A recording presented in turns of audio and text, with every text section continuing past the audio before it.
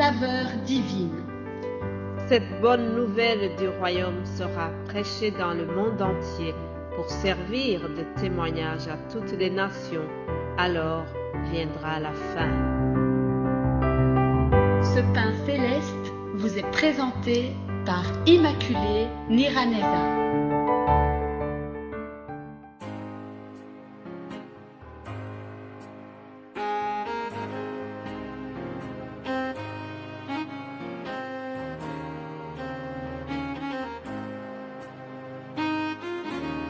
Bienvenue très chers amis à l'écoute de cette émission. Que le nom de l'Éternel soit loué. Je vous accueille chaleureusement dans le nouveau mois de mars. Alléluia. Le temps passe vite, chers amis. J'espère que nous utilisons utilement le temps que le Seigneur nous donne. Profitons pour bien utiliser le temps que Dieu nous a offert et soyons utiles pour le royaume de Dieu surtout. J'espère que vous allez bien de votre côté. Je remercie le Seigneur qui nous donne encore ce nouveau jour et continuons alors nos méditations.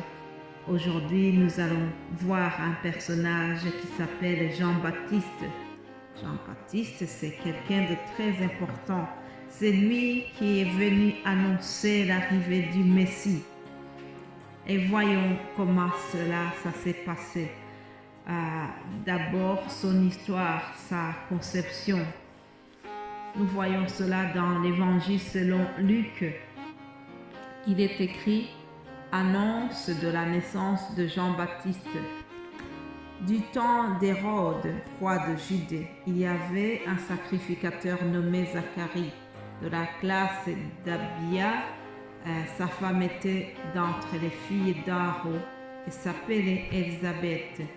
Tous deux étaient justes devant Dieu, observant d'une manière irréprochable tous les commandements et toutes les ordonnances du Seigneur.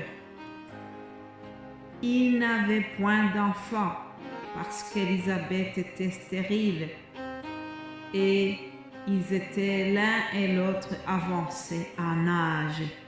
Qu'est-ce que nous apprenons, chers amis? Les parents de Jean-Baptiste, avant de l'avoir, ils sont restés longtemps sans avoir un enfant.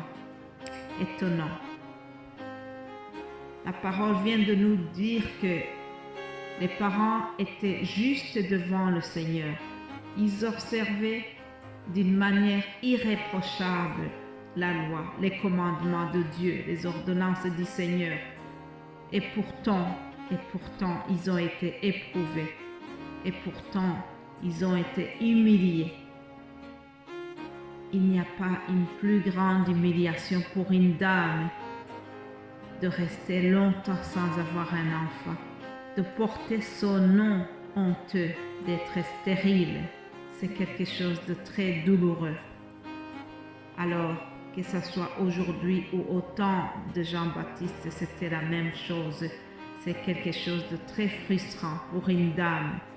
Et voilà que Élisabeth donc était stérile et elle a mis du temps pour avoir son enfant. C'est tellement étonnant de voir que même si Jean-Baptiste allait être quelqu'un de très important, et pourtant avant sa conception, les parents sont restés longtemps sans concevoir. Cependant, Dieu était là. J'imagine que les parents ont fait des prières. Oui, certainement, ils ont prié. Ils priaient pour avoir un enfant. Ils ont prié longtemps et le moment est venu. Leur prière a été exaucée. Alléluia. Au temps fixé de Dieu, il a écouté la prière d'Élisabeth et Zacharie. Alors écoutez comment cela s'est passé après l'exaucement. Luc chapitre 1, nous lisons ceci au verset 57. Le temps où Élisabeth devait accoucher arriva et elle enfanta un fils. Ses voisins et ses parents apprirent que le Seigneur avait fait éclater envers elle sa miséricorde et il se réjouir avec elle. Alléluia. Écoutez bien cette expression. J'ai beaucoup aimé cette expression qui dit que le Seigneur a fait éclater sa miséricorde aux parents de Jean-Baptiste. Le Seigneur a fait éclater sa miséricorde à ce couple d'Élisabeth et Zacharie. Le Seigneur va aussi éclater sa miséricorde à toi qui as prié depuis longtemps. Je ne sais pas combien de temps, je ne sais pas ça fait combien de temps que tu es en train de prier pour avoir un travail. Peut-être que ça fait des années que tu pries aussi pour avoir un enfant. Peut-être que ça fait longtemps que tu pries pour avoir un visa. Peut-être que ça fait longtemps que tu pries pour obtenir quelque chose que ton cœur désire ardemment. Ça fait plusieurs années.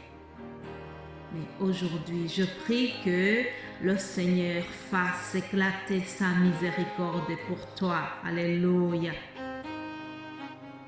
Le Seigneur va le faire. Il le fait.